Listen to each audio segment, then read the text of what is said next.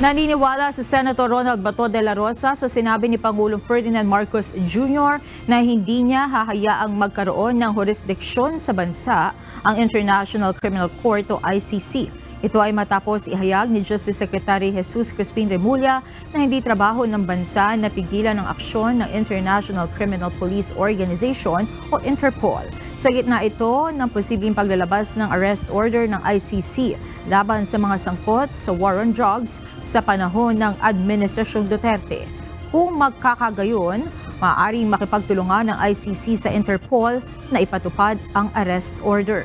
Ngunit nanindigan si Senator De La Rosa na hindi ito pasa sa ilalim sa jurisdiksyon ng ICC at Interpol kundi sa mga otoridad lamang ng gobyerno ng Pilipinas. Kumpiyansa din ang dating Philippine National Police Chief na sakaling humingi ng tulong sa Interpol o ang Interpol sa PNP ay susunod lamang sa utos ng Pangulo ng Bansa at wala sa ilalim ng ICC. Sa kabila, kung nais lamang humingi ng impormasyon ang Interpol at ICC sa kanya at handa naman itong sagutin ng Senador.